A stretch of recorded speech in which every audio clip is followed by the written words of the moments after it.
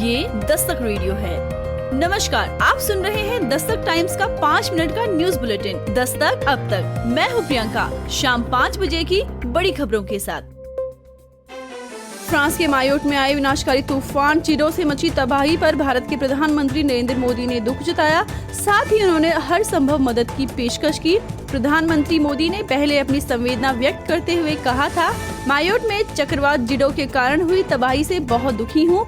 मेरी संवेदनाएं और प्रार्थनाएं पीड़ितों और उनके परिवारों के साथ हैं। मुझे विश्वास है कि राष्ट्रपति इमैनुअल मैक्रों के नेतृत्व में फ्रांस इस त्रासदी को दृढ़ता और दृढ़ संकल्प के साथ दूर करेगा। भारत फ्रांस के साथ एकजुटता में खड़ा है और हर संभव सहायता के लिए तैयार है। पीएम मोदी की संवेदनाओं का सम्मान करते हुए राष्ट्रपति इमैनुअल मैक्रों ने आभार व्यक्त किया। मुख्यमंत्री श्री पुष्कर सिंह धामी ने उत्तराखंड को आपदा प्रबंधन हेतु 1400 करोड़ रुपए की धनराशि स्वीकृत किए जाने पर प्रधानमंत्री श्री नरेंद्र मोदी सहित केंद्र सरकार का आभार व्यक्त किया है। मुख्यमंत्री ने कहा कि उत्तराखंड आपदा की दृष्टि से संवेदनशील राज्य है। केंद्र सरकार द्वारा स्वीकृत की गई इस धनराशि से राज्य में आपदा के समय आपदा राहत एवं बचाव कार्यों के साथ आपदा के प्रभाव को कम करने में इससे बड़ी मदद मिलेगी। बिहार में अगले साल होने वाले विधानसभा चुनाव को लेकर सभी दलों ने तैयारियां शुरू कर दी हैं। इस बीच बिहार के मुख्यमंत्री नीतीश कुमार भी 23 दिसंबर से प्रगति यात्रा पर निकलने वाले हैं। मुख्यमंत्री इस यात्रा की शुरुआत महात्मा गांधी की कर्मभूमि पश्चिम चंपारण से करेंगे। मुख्यमंत्री इस यात्रा के दौरान विकास योजनाओं की समीक्षा करेंगे। इस समीक्षात्मक बैठक में संबंधित जिले के प्रभारी मंत्री एवं जिले के निवासी मंत्री उपस्थित रहेंगे। इस बैठक में जिला पदाधिकारी सहित अन्य अधिकारी भी उपस्थित रहेंगे।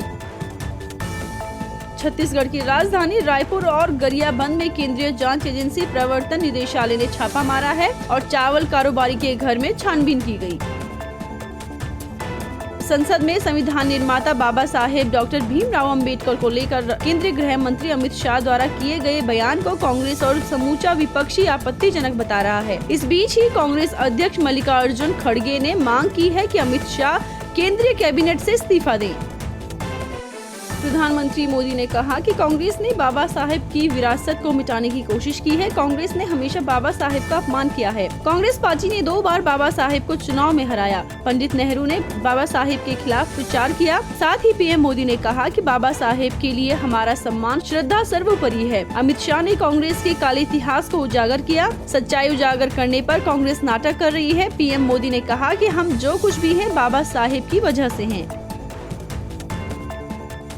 दिल्ली में अगले साल विधानसभा चुनाव है और इसी कड़ी में जनता से जुड़ी लगातार योजनाओं की घोषणा हो रही है। दिल्ली की आम आदमी पार्टी की सरकार ने बुजुर्गों को साधने के लिए संजीवनी योजना का ऐलान किया है। बता दें कि दिल्ली में केंद्र सरकार की आयुष्मान योजना लागू नहीं है। अरविंद केजरीवाल ने बुजुर्गों के लिए संजीवनी योजना लॉन्च करने के साथ ही कहा कि इसके तहत राजधानी के 60 साल से ज्यादा उम्र के बुजुर्गों का इलाज निःशुल्क होगा। साथ ही केजरीवाल ने कहा कि आने वाले दिनों में आप कार्यकर्ताओं द्वारा घर घर जाकर पंजीकरण शुरू किया जाएगा। संजीवनी योजना का लाभ हर आय वर्ग के लोगों को मिलेगा, यानी आय को लेकर कोई सीमा नहीं होगी। मेरठ में एक ऐसे गैंग का खुलासा हुआ है जो पहले इवेंट के नाम पर मुंबई से अभिनेताओं को बुलाता था और फिर फिरौती के नाम पर उनका अपहरण कर लेता था। बाद में उन्हें पैसे लेकर छोड़ दिया जाता था। मशहूर कॉमेडियन सुनील पॉल से लेकर बॉलीवुड एक्टर मुश्ताक खान तक कई नामचीन हस्तियां इसमें शामिल हैं। पश्चिमी उत्तर प्रदेश के शातिर अपराधियों ने दिया इस किडनैपिंग को अंजाम। बीकानेर के महाजन फील्ड फायरिंग रेंज के नॉर्थ कैंप में तोपाभ्यास के दौरान बम फटने से बड़ा हादसा हो गया है। इस दर्दनाक घटना में 2 सैनिकों की मौके पर मौत हो गई, जबकि एक अन्य सैनिक गंभीर रूप से घायल हो गया। मणिपुर की राजधानी इंफाल में सुरक्षा बलों ने हाल ही में छापेमारी के दौरान हथियारों और गोला बारूद के साथ कुछ इंटरनेट उपकरण जब्त किए हैं। बताया गया है कि ये छापेमारी 13 दिसंबर को की गई थी। भारतीय सेना के स्पीयर कोर ने सोशल मीडिया प्लेटफॉर्म एक्स पर जब्त की गई इन चीजों की तस्वीरें भी साझा की है। जिन चीजों की तस्वीरें सामने आई हैं, उनमें एक उपकरण पर स्टारलिंक का लोगो मौजूद था। स्टारलिंक दुनिया के सबसे अमीर शख्स एलन मस्क की कंपनी है। इस बरामदगी के बाद भारत की सुरक्षा एजेंसियों ने इस तकनीक के भारत में इस्तेमाल को लेकर जांच शुरू कर दी है। पिछले कुछ वक्त से दिल्ली की हवा में सुधार हुआ था, लेकिन प्रदूषण एक बार फिर बढ़ गया है। दिल्ली की वायु गुणवत्ता सूचकांक एक बार फिर 400 से ऊपर पहुंच गया है। दिल्ली में प्रदूषण के बिगड़ते स्तर को रोकने के लिए ग्रेड 4 प्रतिबंध लगा दिए गए हैं। रोहिणी में AQI 462, लाजपत नगर में AQI 461 दर्ज किया गया है।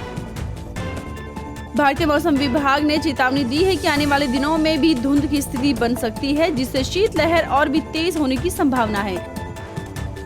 तो ये थी शाम 5 बजे तक की खास खबरें। और भी ऐसी खास खबरों को जानने के लिए सुनते रहें दस्तक वीडियो।